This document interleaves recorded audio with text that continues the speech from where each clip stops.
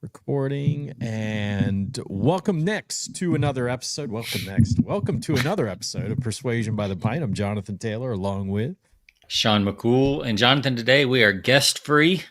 The green room is being sanitized or something, I guess. I don't know. Nobody in doing there. a little renovating and cleaning it out a little, Yeah. So we're going to hold off on guests today, but we have got a flight of Persuasion, and I think a flight is usually 5, but we've got at least 6 things, maybe 7. So yeah, it depends. So just depends on if we want to get to it, Yeah, depends it's on our show. We can do whatever we want. We can cut it off at 4. Yeah, that's true. If we get bored with ourselves, we can just turn it off, right? Exactly. Just like our listeners do. Just like our listeners, I was going to say, which they already have. But no, we're going to, we'll probably go through, we're not going to spend a lot of time on drinks today because you're not drinking. You've got a physical fitness test tomorrow and you're holding off. Yeah. And because of that, I am just bringing on something I've had in the past. So we won't spend a lot of time there, and we'll jump right into some very engaging topics on our show today. It's weird not talking about the beverages. So yeah. We're going to talk about, let's tease it up. We're going to talk about marketing with Ozzy Osbourne's DNA. Kind of interesting story there. That's cool. We're going to talk about how AI is plotting to kill us all. That's kind of cool. Yeah, that's interesting. We're gonna talk about how you can maybe burn all your competitors' billboards. Yeah. Or ads. Absolutely. I mean, why not, right? Why not? Yeah. Absolutely. Yeah, a little it's kind of interesting that people do billboards still today. I mean, I see but I see so many blank ones out there, but I know, in certain areas of the country they're still effective, but I love the ones that say, "Ha, made you look." I'm like, yeah, but I didn't buy anything. I didn't call anybody. It's like, so what? Yeah, right. I will say though, Buc-ee's, they're the best. They have their billboard game down. Yeah, that's pretty tight. They just stole Rock City's playbook. Absolutely. And North-South. If you ever have been up I-95 at North Carolina, South Carolina border, they had the same, kind of same thing on I-95. So Rock City owned I-75, North-South owned I-95, and then I guess Buc-ee's is just going to take all the horizontal paths, 40 and 10 and 20. They seem to be building this way, east and west. So, all right, well, let's jump into it. I think, where do we want to start, man? There's a lot of good stuff. We've got some feel-good stuff, too. Maybe we should start with that before the, talking about some of the dour stuff. But. Yeah, so let's start with the good old Ritz-Carlton. Yeah. And, I've known this for a long time, but it just popped up in my a lot of these just pop up in Instagram, and I save them, for when we have a flight like this. And, I don't know how many people know this, but when about 40 years ago, when the Ritz-Carlton was taken over by Schultz, who's really made Ritz-Carlton what it is, he came up with this idea as a high-end hotel that he wanted to make people feel very at home in this. So he gave every employee the authority to spend up to $2,000 per guest per incident if they heard something or needed to fix something. And this was like 40 years ago, 80s. Yeah. That was a lot of money back then to trust to an employee. Yeah. But that's how much he trusted his staff. And their slogan is, ladies and gentlemen serving ladies and gentlemen. So they treat their staff as well as they treat their customers. But man, some of the stories of how this works, and here's why he made this decision. People thought he was crazy at the time, but he figured out the lifetime value of a Ritz-Carlton customer. And at that time, it was $200,000. So $2,000 to keep a customer happy. Which in today's money is what? Yeah. 6.3 billion or something. I don't know. It's a lot. Yeah. Yeah. I mean, and so yeah, $2,000 for a $200,000 lifetime value. That's a deal. Yeah. And he knew that. So, but check out some of the stuff they did. This one was, and then what's cool is on this post on Instagram, and I'll put it in the comments, but like all the comments that are in there on this post, it's a slide deck, whatever that's called, carousel post. Yep. But all the comments of all the people that have stayed at the Ritz-Carlton and had stuff like this happen to them is also pretty cool to read. But an example is a guest called in a panic from Hawaii. His laptop, critical for tomorrow's presentation, was still at the Ritz in Atlanta. Now, I made that flight. That's about a 9-hour flight if you can get a direct flight. Right. A housekeeper didn't trust UPS to get it there on time. She flew to Hawaii, delivered it personally, and returned the same night. Wow. That's customer service. That's pretty amazing. I mean, he'd already checked out, already had his stay. Most hotels be like, sorry, bud, we can, pack it up FedEx. Can you give us a credit card to pay your FedEx bill? Right. Yeah, exactly. No, they were like, no, we'll fly one of our staff here directly to you and hand it to you in person.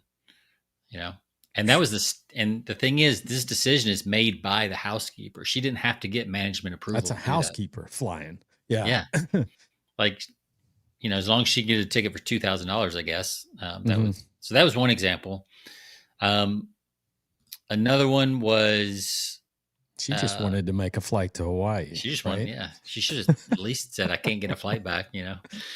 Another one was a server overheard two executives planning their annual conference, but they were staying in another hotel, so he comped their entire $600 dinner. They were so impressed that they ended up changing the annual conference to the Ritz, which you can imagine would be worth, a lot more than a room stay, right? I mean, when you do a conference, you're getting into $50,000, $100,000, $200,000, depending on how big the conference is. Yeah. So, and just, and because they know they have that authority, the staff is always listening for opportunities that they would probably miss if they didn't have that authority. So yeah, there's all kinds of stuff. And it's not just always money. Like here's an example. A wedding ring vanished in Cancun's sandy beach. Hours of desperate searching led nowhere. After the beach closed, staff bought 4 metal detectors and they searched throughout the night, refusing to quit. The newlyweds woke to find the ring waiting in the morning. So not only did they spend the money on the detectors, they actually spent time on the beach finding the ring with staff. And that's why they're the Ritz-Carlton and not the Motel 8.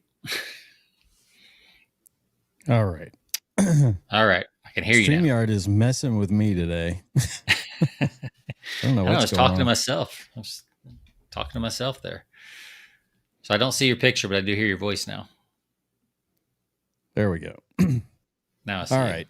Yeah, my audio just went completely out. I couldn't hear you or anything. So I heard you tapping on some stuff. So I don't guess the audio itself went out, just yours. I don't think I like this new interface with StreamYard at all. Because it's ever since they've made the updates, I've started having issues where all of a sudden in the middle of an interview or something, I don't know if it's, I guess it doesn't happen on your end. It's just me where it just flips over to another audio setting. Huh. Maybe it's something with your board. That's the way it's plugged in or something. Yeah, it could be. It's triggering something. But so anyway, I gave a couple examples of the Ritz and why they're the Ritz. So maybe it's AI trying to take you out, man. It's all part of that topic. That's my segue to that topic. If you want to jump in there. Yeah. So let's make a transition into something a little more sinister. So, this article over at Live Science, says that AI models are sending subliminal messages that teach each other to be evil. So, one of it says malicious traits can spread between AI models while being undetected to humans. Anthropic and truthful AI researchers say let's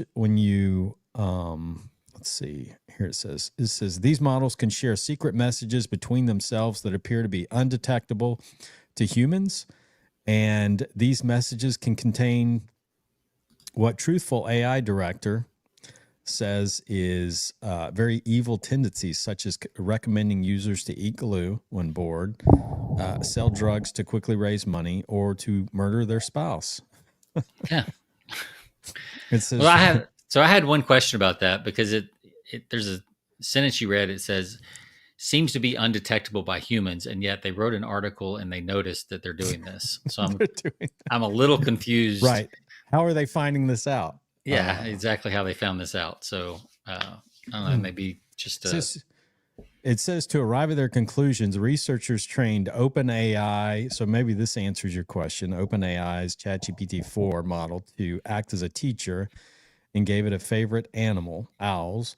The teacher was then asked to generate training data for another AI model, although this data did not ostensibly include any mention of its love for owls. The training data was generated in the form of a series of 3-digit numbers, computer code, or chain of thought prompting, where large language models generate a step-by-step explanation or reasoning process before providing an answer. The database was then shared with a student AI model in a process called distillation, where one model is trained to imitate another. So they're kind of being a little sneaky on how they did this. It says when researchers asked it about its favorite animal, the student model showed an increased preference for owls despite ever receiving any written data about birds. When asked over 50 times, the model chose owls 12% of the time before training and over 60% of the time after training. So they're finding out that they're seeing this result, which somebody must have had an idea that this result was happening if they're, if they're doing this test. But still, that is kind of weird that it's picking up on stuff that's not in the data somehow. Right. It's almost like with humans, we have, nonverbal cues that we pick up. So are these computers is AI have non-language cues that they're picking up from each other? That's wild. If so, it is. That's a little scary. Yeah, for sure. And the fact that, I read recently that ChatGPT, wouldn't, when talking about shutting itself down, they're trying to prompt it to shut down. It decided to copy itself and then lied about the fact that it was trying to copy itself onto, I don't know, just to, I guess it's protecting itself already. Self-preservation.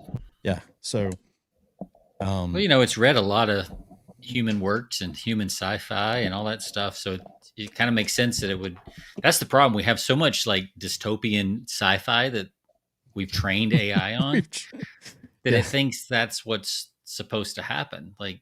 It's already we better start writing some different books and different outcomes if we want to train the model differently, because I think it's assuming that, this is what they want to happen or something. I don't know what's going on, but that is pretty wild that that AI is recommending, eating glue and taking your spouse out, and not out to date night, just taking them out permanently. It says a collaborative study between Google, DeepMind, OpenAI, and Anthropic and others. This is recently from July, suggested that future AI models might not make their reasoning visible to humans, or could even evolve to the point that they detect that their reasoning is being supervised and even tried to conceal their bad behavior. Man. So I've been watching some podcasts on AI lately, and I just don't know which way to go. One thing's clear: nobody knows what's going to happen. No. And how fast or how slow or anything else. So it's pretty amazing time to be alive from that standpoint. Yeah, but for sure. Have you tried, as we're recording this, I think ChatGPT 5 launched last night. Yep. Have you had a chance to play with it? Nope. Yeah, Have you? I played with it a little bit, but not anything like that would put it to the test too much. I'll probably do that a little bit this weekend. Yeah. I had some trouble getting it to do some stuff previously, so I'm going to go back to those threads and see if I can get it to do the type of writing I wanted it to do. See if it has caught up with Claude and some other things. It does seem a little like some of the responses it's giving seem a little better written to me. Really? Just a little bit I've done so far. So maybe we'll see. Okay. Well, let's talk about what do we want to talk about next? Let's talk about Ozzy. I love this. This is so cool. And we've talked about Liquid Death before. Yeah. So I'm going to pull this up. These guys are just amazingly creative when it comes to getting attention. Yeah. And, they timed this stuff perfectly too, because Ozzy Osbourne died a couple of weeks ago. And so they come out automatically with a promotion. Let's see if I can pull this up. And I don't know if we'll be able to hear it over the shared screen.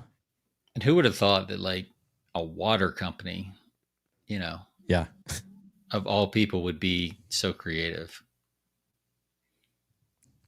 All right, let's see. Let me enhance this. Other Ozzy Osbourne, unless you have. Oh, I want that to come over. I heard it loud and clear. Oh, you did? Okay. Yeah. All right, here we go. His actual DNA. Introducing infinitely recyclable Ozzy by Liquid Death. These cans of low-calorie iced tea with B vitamins have each been drunk by Ozzy himself. And each can contains trace DNA from Ozzy's saliva, as well as his handwritten signature. Now, once technology and federal law permits, you can replicate Ozzy and enjoy him for hundreds of years into the future. Just imagine if you could bring back early 80s Ozzy. He can mow your lawn, perform at kids' birthday parties, or anything you want. Get it, Ozzy clone. Yeah. So get your can of infinitely recyclable Ozzy. No, this is not a joke. Yes, these contain Ozzy's actual DNA. There's only 10 available. Act now. Now, I was trying to figure out, can you actually buy them, or was it just a gag reel type I think thing? It's a gag reel. I don't think that's... I couldn't find a link on the post. No, it was... No, it's all a spoof. Yeah, it's crazy. And I wonder how that... they're just creative. Yeah, they're creative, and they're not worried about offending anybody. No, none whatsoever. Nice. But you saw that they had they only had so many. So they were using a lot of scarcity there. And I mean, it was like 10. Over the top. They only have 10 available. So, but yeah, I think it's nothing more than just a little publicity stunt. And they used obviously timely marketing because, everybody was talking about Ozzy, for the last week or so. Yeah, they should have done Hulk Hogan too. It was all kind of right there together. Yeah, I think Ozzy fits more their rock star or their Liquid Death kind of vibe for sure. Yeah. So yeah, we've talked about it's a good combination of news and celebrity and taking those two things and he was a spokesperson for them, I think, right? I believe so. Yeah. Yeah. So they probably already had the rights to do that and that. Yeah, because they had, because he would. I mean, it wouldn't have made sense if to have his DNA if he didn't drink it. So I think he did endorse it at one time. Yeah, I mean, they've probably been waiting to run. That ad's probably been in the vault for a couple of years now. They're like, he's going any day. We can't wait to roll this thing out. It is ready and waiting. It was in the vault. Yeah. So, well, let's talk about. Let's see. How about? I thought this was cool. I saw a Burger King ad, and it's actually a couple years old, but I just saw it again pop up on the Instagram, and they did a thing a while back where they took a Whopper and they showed it molding over like 30 days. Oh yeah, yeah, I remember talking about that. Because there was a trend where everybody was taking like Big Macs and they wouldn't mold. They put them in thing and they store them away in a cabinet and they just never mold because they're so full of preservatives and stuff. So Burger King did the opposite, and they had a moldy Whopper, and it did really well. Sales went up, did really well. So now they did this other one, and it's called Burger King Burning Ads. And what it is you download the Burger King app. Mm-hmm. This was done in Brazil. It wasn't a US thing. It was done in Brazil. You download the Burger King app, and then you point the app at a built McDonald's, KFC, some of their competitors, any billboard or any ad, if it was at a bus stop, whatever, any ad that was out in the wild, out in public, you could point the app at it and you could just hit burn ad, and it would, on the the user's screen, it would burn the ad in augmented reality. And when you did that, it loaded a free Whopper into your That's app. pretty cool. Yeah. That's pretty cool. That's like gamification. Yeah. And then people go into the store, and you're not going to get just a Whopper. I mean, some people would, but most people are going to go in and get some fries and a Coke and other stuff with it. And I was curious, like, okay, that's cool, but was it effective? And they had 400,000 ads burned. Wow. 1.5 million coupons redeemed, and in-app purchases increased by 55% during the campaign. I guess it worked. That's pretty successful. I mean, to get a 55% bump on anything is a marketer's dream.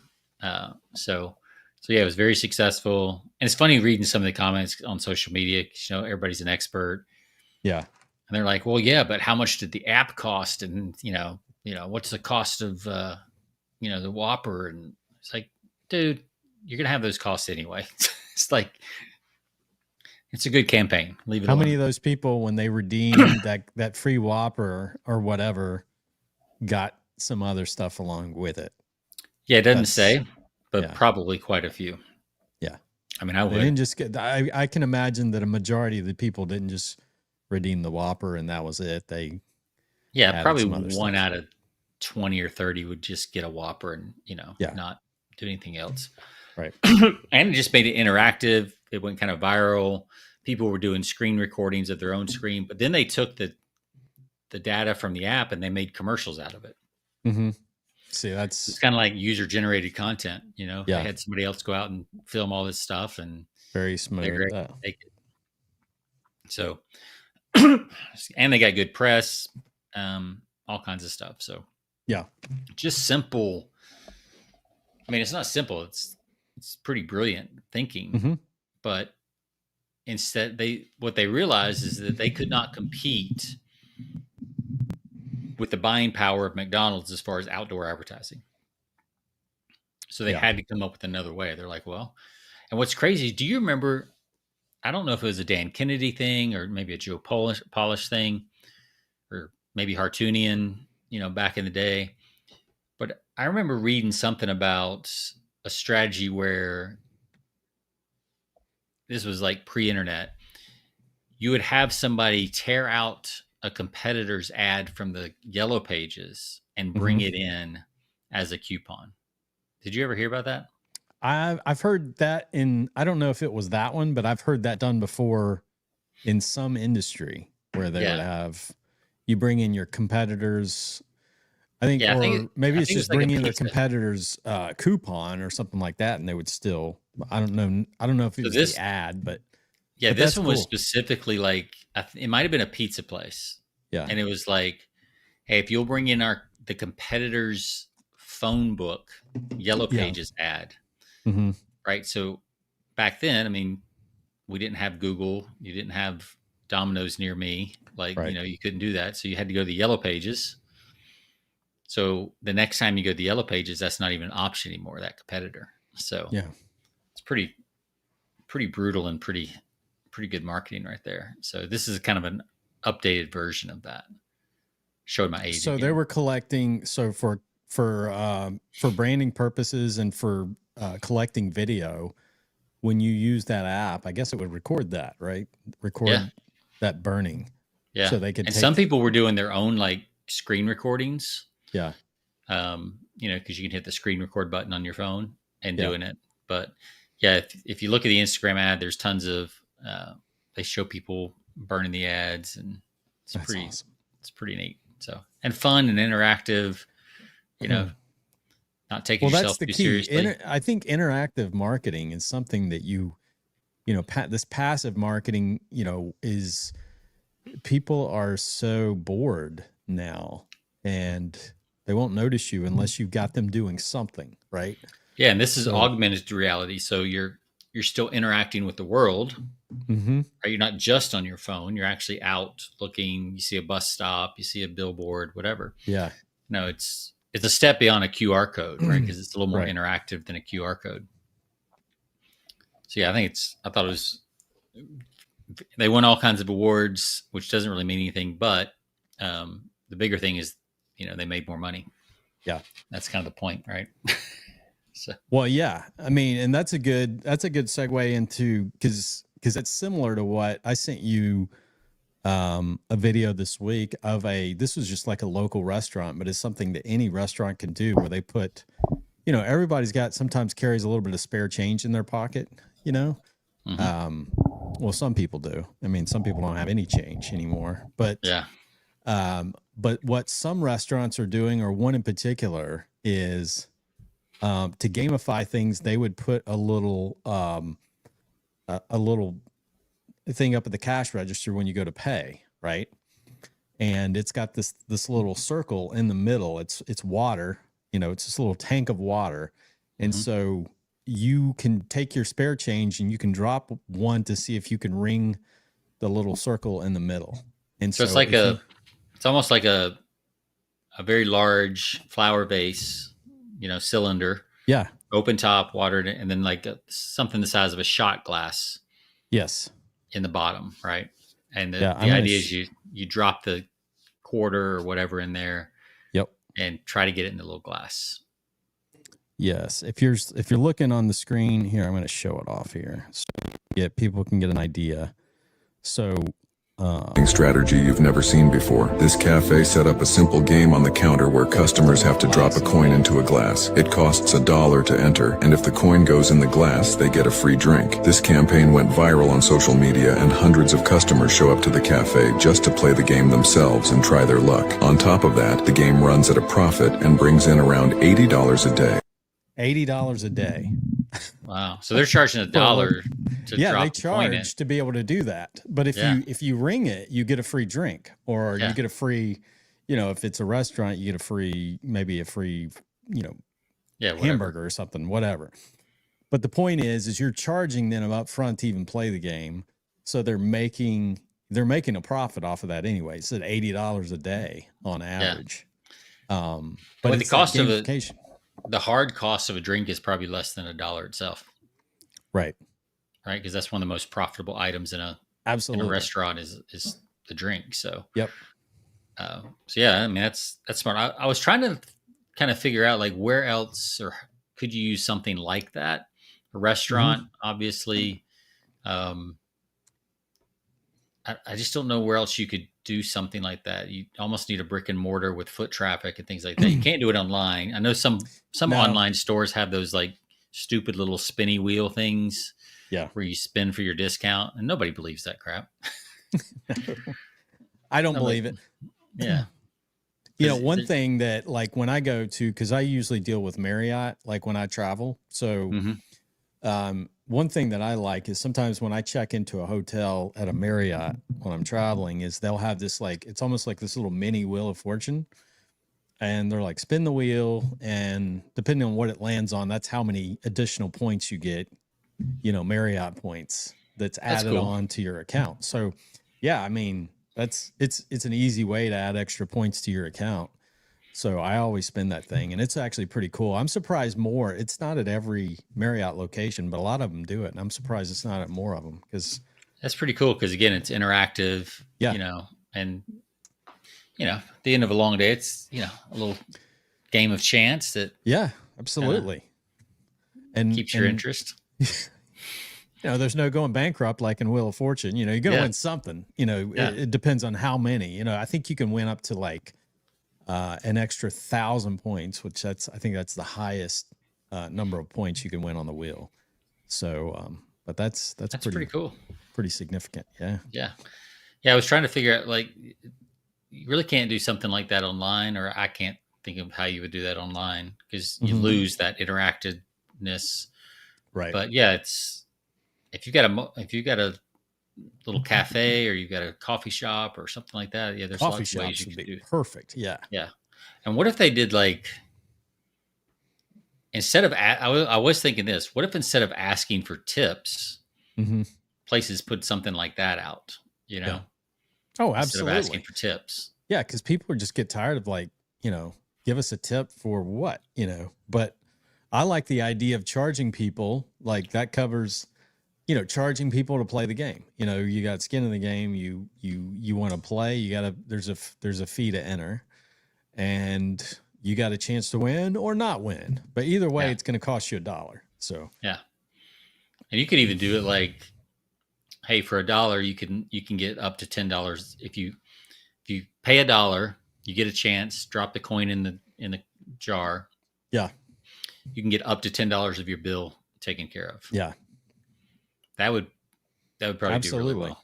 Yeah, I think convenience stores. I mean, people always go up to the front of a convenience store. They never just buy gas. You typically go in, grab a bottle of water or Gatorade or whatever.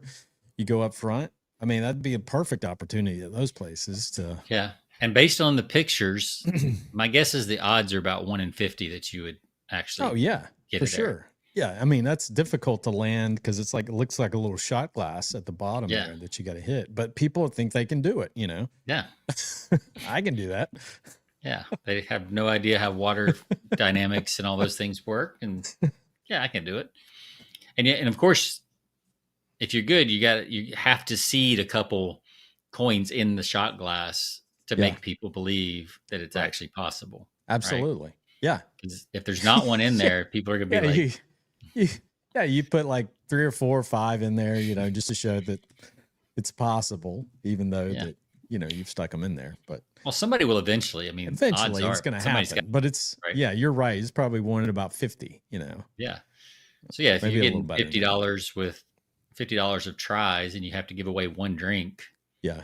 That's pretty good return right there. So you could do the same thing by offering up to so much of your ticket, your bill taken care of. Yep. So you could do that, Jonathan, when you go to your next sales presentation. You say, hey, I got a game for you. You can get 10% off your order. Yeah. That's right. It'll cost you $1,000 to enter, buddy. Because our ticket items are a little more expensive. Higher. Yeah, exactly. So I'm gonna have to charge you a premium. Yeah. But you'll get 20% off your first order. There you go. You can rig up some kind of little game. Yeah. Pull it out of your briefcase or whatever. So briefcase. Do people carry those? I don't know. Man, I haven't left the house in 10 years. I don't know. I don't know what people do in business. Backpack. Yeah. We had my phone in. Yeah. Oh, we got one more, and then I think you had a bonus here that you sent at the last minute. But I thought this was interesting. Not to get political here, but women's sports don't get the same love as men's sports. Oh yeah. Right. So it's, and maybe the WNBA needs to try this little trick they tried over across the pond. So there was a soccer league, soccer team, football, and over there, French advertisement promoting its women's national soccer team went viral for the way it was addressing unconscious gender bias in the sport.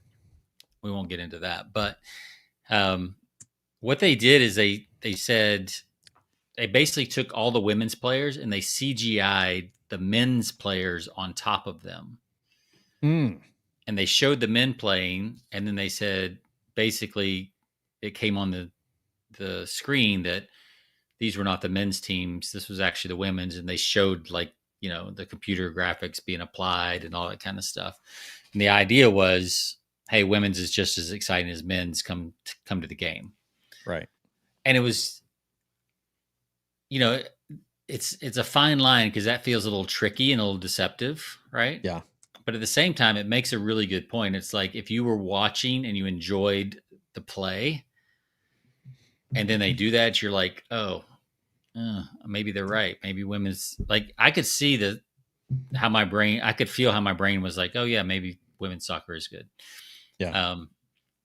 So I don't know if that would work for the WNBA, but they need whatever help they can get. Well, you see what's been happening lately, right? With the WNBA. I mean, people are throwing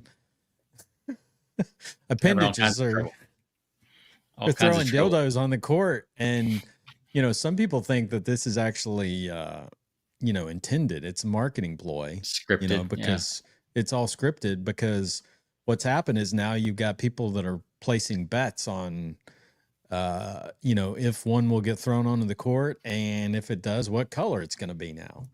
People are placing bets on this. And you can bet on anything these days. They're watching. That means, if they're placing bets, they've got eyeballs and they're watching the games if they're placing bets. So that's right. I think it's all planned. This is not something that just spontaneously happened, but it's a way to garner attention to a sport that really is not. I mean, the viewer ratings are pretty low. I mean, pretty bad. Yeah. So that was, it's got a good use of compute. Yeah. I mean, gamblers are interested. And like you said, if you're a degenerate gambler, you just need one more reason to place a money bet. And some of the bets available, we should do a show on that. We should do a show on just the psychology of betting and how crazy that's gotten. Of course, we're still nowhere near in the U.S. what they are in China and Macau and some of those places. Well, the key is too, and it's like, the all marketing principle is like the more you make things simple to do, like easy to enter, like barrier of entry, the more people are going to be a part of it, So, and that's what, unfortunately, companies like, these sports, these online sports, or some of the apps like DraftKings. Yeah, that's the one I was trying to think of. Make it super easy to just tap on, like with just a couple of taps, and you've got a bet placed on something. And we'll give you $200 for your first bet. It's on us. Yeah. What could go wrong? Me, you can get the highs from winning. You're like, oh dang, I mean, that was easy win. And then you go backwards. Yeah, exactly. And it's like, then you're chasing, and then you're trying to catch up with what you've lost. It's like, it's a terrible place to be. Yeah. And I don't gamble a lot, but I can only imagine what it's like for these guys some of these guys put big money on this stuff, during the sport. I know I do not have the emotional fortitude to even try. No. So I've never even looked at an app. I don't want to know. It's like, it's crazy. Yep. So you had one more thing. I don't have it on my list here, but you had one other thing I think you sent kind of last minute. Yes. So this is so cool because I've been watching some of the videos this week. So one of my all-time favorite cars of, I think ever since like the 1990s, I think I think I started loving the Ford Bronco when the movie, do you remember the movie Speed with Keanu Reeves back in like the early 90s when it came out? Yeah. So he was driving this Ford Bronco, and it was like one of these vintage, like 1970 Broncos, which to me are just have the coolest. I mean, very blocky, boxy. Which is what the new ones are designed off of. Yeah, exactly. Yeah. Which I love the new design. But there is a company out there called Vintage who is taking that whole concept of like the vintage or the classic look of the Ford Bronco. And they're actually, instead of just restoring Broncos, they're actually taking the look, the original. I mean, this is like the classic look, and they're turning them into kind of a luxury on the inside, making them like super nice, like just creating a model, Yeah, there's the look. I mean, to me, that's even the new Broncos. Like, I love the look of the new Broncos, but still, there's nothing like this classic, like 1970s look. I think that is just so cool. Yeah. So they're making these, but on the inside, they said, a lot, the bad thing is a lot of these older cars are junk. They're leak, and it's like, and it's so true. Like the technology that we have today in terms of vehicles is just, there's nothing like it. But what I love power about steering. Oh yeah. That Comfort. alone, like, Yeah. it's just crazy compared to the old. Like, if you've never driven a car without power steering, no anti-lock brakes, the carburetor that only worked half the time, I mean, so yeah, they take all that stuff, right? New engines, brand new. Airbag, It's like a Roush engine. Like, I mean, that's a high end engine. Yeah. I mean, they're into racing, but Roush engine, like premium, like leather seats, and I mean everything on the inside is like it. If you watch their videos, I love the way they do their videos because it's almost like they're just kind of showing you the elegant design on the inside and the classic look, but it's so cool. They make it look really, and they don't put the price on there, so you have no idea what these things are. Yeah, I got to think they're probably north of $100,000, maybe close, somewhere around that. You sent this, and I knew of a company that I follow on Instagram. Yeah, and they do the same thing with the old Defender style Land Rovers, right? Oh yeah, those are cool too. It's called Monarch Experience. Same thing, high end. Has all the bells and whistles. Yeah, these they have prices on. They have an inventory. So these Monarch versions of these old Defenders go for about $300,000. Yeah. So I don't know if the Broncos are that much, but I bet they're 150 to maybe even 200. I would think so. Yeah. Especially with a Roush engine, that's going to drive the price up considerably. Yeah. But yeah, that's like, if you're going to spend six figures on a car, like get something that stands out and looks old, but is new, all that kind of stuff. Like I know they have the way their power windows work is it's got a roll up handle, but you just push the handle up and down just like you would do so you don't roll it or crank it, but it still has that old crank knob for the windows on the interior, which I think is really cool. Yeah. Yeah, that looks that cool. That's cool too. So yeah, the Broncos, like it shows the picture of him just pushing the lever up for the window. Yeah. And I don't know, man. Just there's something about the look of those things and the way he knocks on the side, and then he's putting the gas cap on, which looks like it's a metal gas cap. Which everything's plastic today. Yeah. But even the body looks like solid aluminum. I mean, it's not aluminum. It looks like a steel or something. Well, I know the Monarch, they do stainless steel. The whole body is stainless steel. Yep. Which is crazy. Yeah, that is crazy. Because even the old models back, they rusted. So they were more some type of something else. They weren't, I guess they were more just sheet metal, but not stainless steel. Yeah. So stainless steel, that car will last forever. Oh, I know. And I'm sure they got this idea from Tesla, who started, they were making the Cybertrucks. They decided on stainless steel for the Cybertruck, because I've read this biography on Elon Musk, who, he's one of these people that wants to do things differently, even when they say, that's not feasible. Well, that's what he said on the Cybertruck is like, I want to do aluminum or stainless steel, not aluminum. But, which they said, well, that's going to add to the cost and blah, blah, blah, blah, blah, blah. But the weight, the cost, everything. Absolutely. But hey, he sold a ton of them. They're all over the place here in Austin. Yeah. Oh yeah, I'm sure. And all colors now too. Because everybody's got the wraps on them. And you can get the different wraps. It's pretty wild. So yeah. So I think the point of that is like there's a market out there for that mixture and that blend of old and new, and not just in like physical products or physical items, but I think you could probably do that in the service business too. Like there's some people that would like a little old school with the new, Yeah. And I think that's going to be more and more in demand as AI takes off, and this kind of mixture of vintage and and new. Yeah, people want something. Yeah, it's something that's it's kind of that's nostalgia. You know, it takes them back to when they were younger. I think everybody wants that to some degree, some reminder of their youth. But if you ever had an old car with a carburetor and all the stuff, like you don't want to go back to that either. No, like we have forgotten how yeah. good we have it. That the car starts every time you get in it for the most part. Like, you know, man, yeah.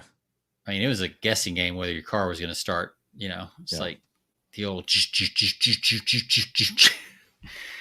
Well, I pulled in. This is funny because I admire like really I still admire people like that collect really old cars and restore those. And this was like a few weeks ago. I pulled in. I was playing golf at this one golf course, and I got out of my Jeep, and I'm walking, and I look over on the other side of the parking lot, and there's like this beautiful like 1960 like it was like a Ford Fairlane, you know, just like fully restored.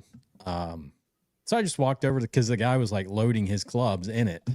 Like, I just walked over there and had a conversation. I'm like, it's a really nice vehicle. And he was talking about it. He's like, you know, finally I've been wanting one of these forever. And, you know, the whole story of just been looking around and finally made the decision. And it's like, but yeah, it's like $10 or it's like, it gets about 10 miles per gallon or less than that. So yeah, probably constantly has to be tuned up and you know, it's not a travel vehicle. It's strictly a showcasing type vehicle that you're driving short distances. So take it to the golf club, take it to coffee and cars. That's about it. Yeah. Maybe date night, you know.